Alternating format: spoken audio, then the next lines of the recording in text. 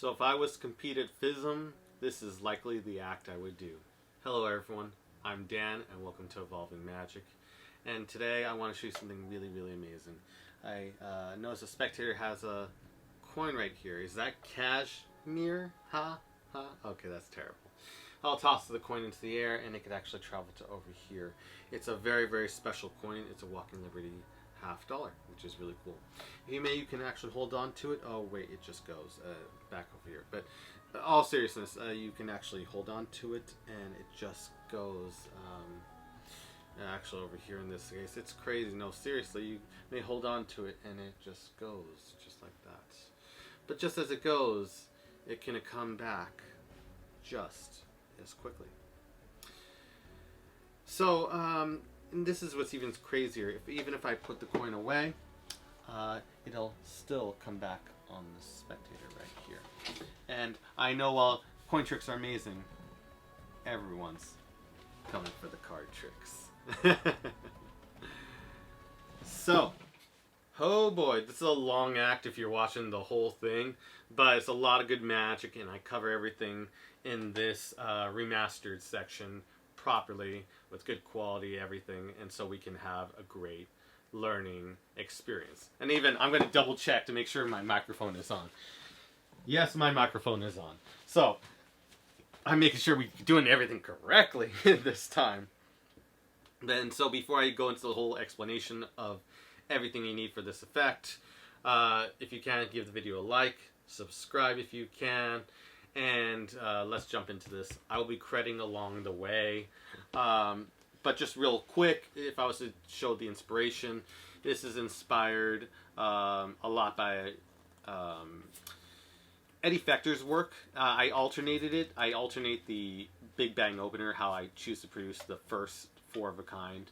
But a lot of the work is inspired by Eddie Fechter in the first effect. The Collectors was kind of inspired a little bit by Billy Goodwin's work and just other people's work wanting the...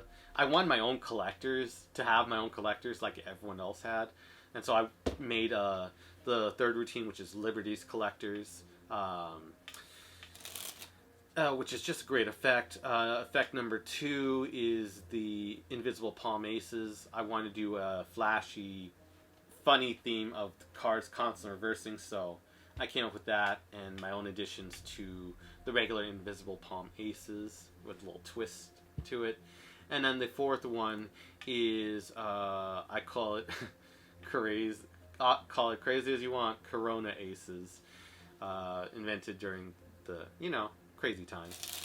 And what is special about that particular card trick is that you're able to do basically McDonald's Aces and give really good conviction without having gaff cards or anything of that nature. You start out impromptu, you get to use any 4 of kind. There's lots of benefits to that. And so I was inspired again by Eddie Fechter's ace trick to do it, and so I actually included his original phase in there, which you can alter out. You can change everything out if you want. But I just really want to give an ode to his effect and make it truly impossible. I know how he dealed out of the deck all the cards and found them some way, but if you could really do magic, you would just put that packet right underneath the spectator. Instead of vanishing it like in the original phase, you would just put that packet and say take it, and they would sit it underneath there. But they're sitting on it, and then you vanish all the queens right there, which with great conviction you did it, and the whole thing, they're convinced it's queens. It's just a great thing overall. So I did my crediting. I'll credit a little bit more along the way, but let's just jump into it. Normal deck of cards, and they could start out shuffled. Okay? Before we even begin, set it inside the card box. Okay? My entire Fism act is just a shuffled deck of cards and a coin. That is it. It is hilarious, but if I was to just do powerhouse effects in a short amount of time, I mean, this was literally what I do. It's just so much. These are hard-hitting banger routines. I've done Magic Castle. People go crazy for it when I'm serious. This is the stuff I would do. It's just powerful stuff. So, if you're ready to learn some powerful magic, let's jump into it. One final thing, you need to know how to do the Roadrunner Cull. And though I do teach some of my my own ideas in the Cole in a separate video, Cole Evolving Magic. You can search that up. The thing is that I really just want to be sincere and be grateful, always grateful to those who have taught me, and Coltzer really knocked it out of the park with the Roadrunner Cole, so I'll endlessly recommend that DVD. It is so amazing. So, with that aside, because I will be using some Cole work, let's begin. We have this card box inside of our pocket. I usually use my back pocket just because it's easier to access and less, you could be more shaded. So then we go into the production. I go, excuse me miss, you got a little coin right here. I have people around me and the coin is just right there. Okay? Sorry, I had to readjust the cards. They were like falling out. So I produce the coin and then I can do some basic vanishes and just a little mini one coin routine before you jump into the card tricks. So I produce a coin, show it, and I've covered all the basics of coin magic. You can check my coin magic playlist on my Evolving Magic page, or just type in coin magic, Evolving Magic, and you'll see the basics like the icebreaker coin routine. And so I covered all that, so I'm going to just do a quick walkthrough here. Okay, so after I've produced it, I can maybe do a little twirl, and then I do a finger palm vanish. Okay, and I give it a toss up. It goes. And then people are amazed, and I can just produce it off of my own shirt. And then I go, don't worry, my shirt's made of cashmere. Lame joke, but it's great. Sean mentioned it once, and it was just hilarious. I loved it. Anyways, you could do that, and maybe another quick vanish, and then you can go into the rest of the set, which is like a gag one coin routine. And I tried to add, this is my ideas to J. Nobilizada's one coin routine. So I go up to the spectrum after, so I've produced the coin, I've tossed it up, vanished it, produced it again, and I say, okay, now I really want, now I want you to actually hold onto the coin or check it out, whichever line you decide to use, or alternate it to your presentation, and you pretend, you mime giving them the coin, and nothing's there. So then you hand it to them, and then you just show, you do it slowly, and then the coin just goes, and you check it out here, and then people freak out, like, wait, what? It's in finger palm, just relaxing. You can do some open displays. Don't, like, purposefully say, hey, nothing's here. Great way to drag attention, but you just toss up, vanishes, produce it. I do a finger palm vanish. Can you hold on to it for a second? It goes. Then I reproduce it from over my shirt, and I say, no, seriously, you can take it, and I do a false take. I don't do a French drop because I just think that's really not needed for 2022. I just think if you're really going to take a coin, you would just use your first two fingers, as I'll relentlessly say, with thumb in the back. This is how you pick up a coin. Do you pick up a coin like this? No. Anyways, I just do a fake take, okay? And from the front, I know I probably flashed, but from the front, take it, and then pretend to give it to them. It goes, and I just go like that, and then the coin's gone. I should turn around and show it's gone, and then produce the coin from behind this shirt sleeve, from underneath the shirt sleeve, and then go. And people go, oh my gosh, that's crazy. And then I do a Ed Marlowe taked spider grip vanish. First finger, second finger, thumb, hold it, and I just come over from covering the hand, and I grab it and I shove it right into classic palm. So I get the coin, shove it right into classic palm as I come forward to hand it to them, and I mime the same gesture and I do that, and they're so used to it not being there, and they immediately suspect the other hand even though it's in classic palm. Again, watch your angles. Table work, it gets more trickier.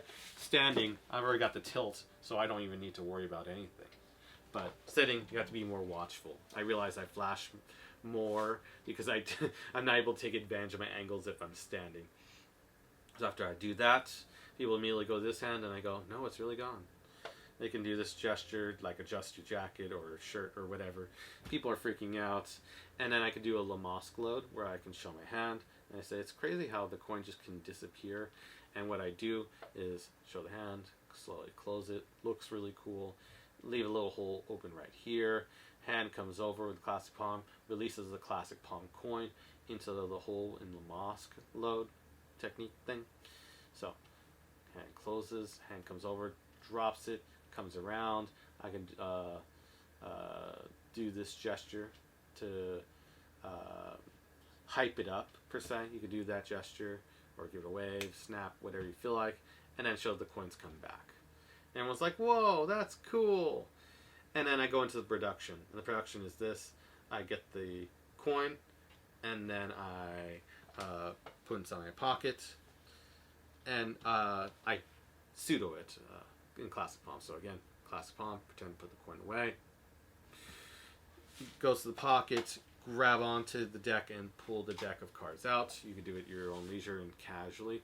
I have pants on, so you can hear it, but normally you wouldn't hear it in any loud environment where it's not totally silent, like these situations.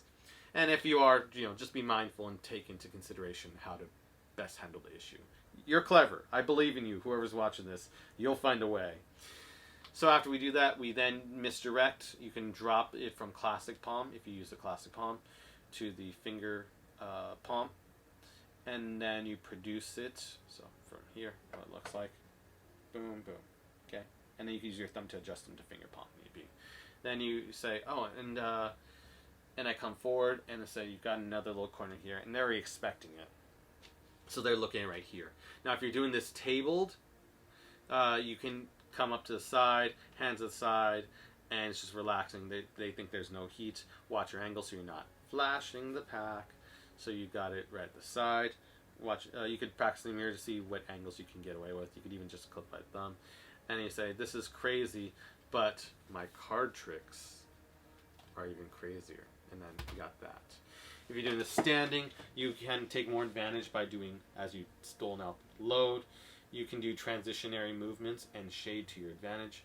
So after I've vanished the coin, whatever, I can then produce the coin right here, which is what they're expecting. I've stolen out the cards, but you can't see it because the whole body's out of frame. And I say, this is amazing.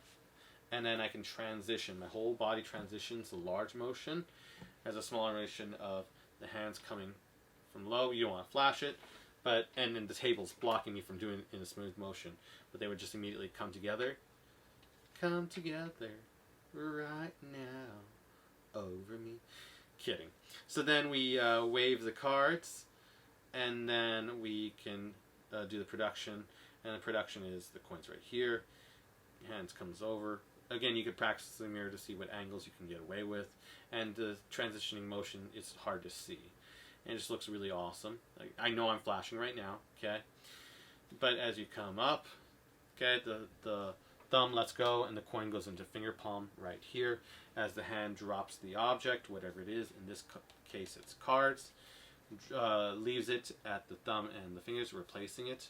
And then you can wave the cards back or up, down, whatever you decide to do. So again, apologies, 1 second. Got a coin. Okay. So we show the coin, and then we come over, and we can do it. So that's what it looks like in smooth motion. You can show it. Boom. Hand comes over and does it. Again, you want to practice in the mirror so you can get it looking natural. It doesn't look like it would look natural, but trust me, it does. And man, it works on crowds. And if you can really maintain good angles and good technique, so minimize flash, you can actually do these kinds of productions surrounded. Because all the audience is just focuses here. And from the back end, no one's going to focus on the end. Because what reason is there? You're putting all the focus here as you produce the coin. People look at it, and then you can come over, and then boom. Looks great. So that's the first trick of the 5.